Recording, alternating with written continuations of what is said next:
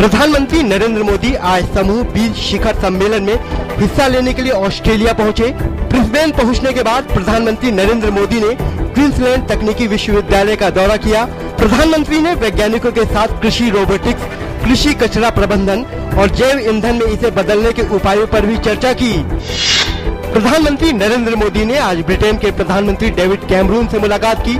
Cameroon ने कहा कि भारत के साथ रिश्तों में सुधार ब्रिटेन की विदेश नीति की प्रमुख प्राथमिकता है और उनका देश भारत के साथ अपने संबंधों को काफी महत्व देता है।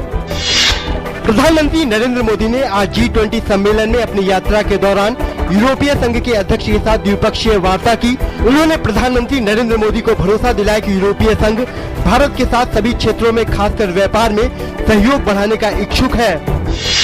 ब्रिस्बेन में आयोजित हो रहे G20 सम्मेलन में सुरक्षा के लिहाज से पुख्ता इंतजाम किए गए हैं। पुलिस और अतिरिक्त सैन्य बल की तैनाती भी की गई है।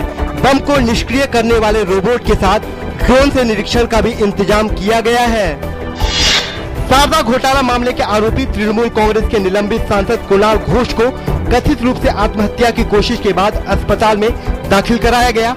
अलीपुर केंद्रीय जेल में बंद कुणाल घोष ने आत्महत्या के इरादे से नींद की गोलियां खा ली थी। सुखोई विमान अगले हफ्ते से फिर से उड़ान भरने लगेंगे।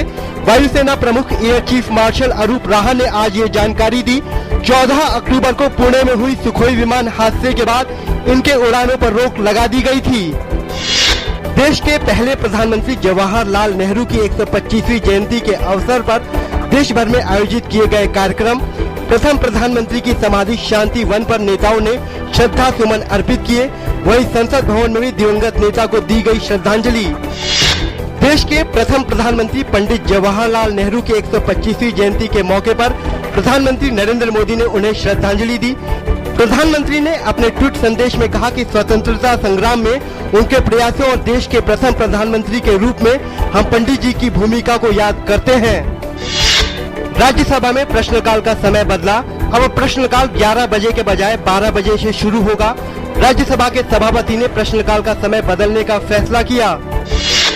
बम्बई उच्च न्यायालय ने लोक सेवा और शैक्षिक संस्थानों में मराठों को 16% आरक्षण देने के महाराष्ट्र सरकार के निर्णय पर रोक लगाई। लोक सेवा में मुस्लिमों को 5% आरक्षण के फैसले पर भी रोक लगी, लेकिन शिक्षण संस्थानों में उनके लिए आरक्षण को मंजूरी दी गई। खुदरा महंगाई के बाद अब थोक महंगाई के मोर्चे पर भी आई अच्छी खबर। अक्टूबर के थोक महंगाई दर में जोरदार गिरावट देखने को मिली है और ये 5 साल के निचले स्तर पर आ गई है। अक्टूबर में थोक महंगाई दर घटकर 1.77% पर आ गई। अंतर्राष्ट्रीय व्यापार मेला शुक्रवार से दिल्ली में शुरू हो गया। राष्ट्रपति प्रणब मुखर्जी ने प्रगति मैदान में मेले का उद्घाटन किया। IPL में स्पॉट फिक्सिंग पर गठित न्यायमूर्ति मुद्गल समिति की रिपोर्ट में शामिल गैर खिलाड़ियों के नामों को उच्चतम न्यायालय ने किया सार्वजनिक। N श्रीनिवासन, गुरुनाथ मयप्पन, राज कुंद्रा और सुंदर रमन के नाम सामने आए।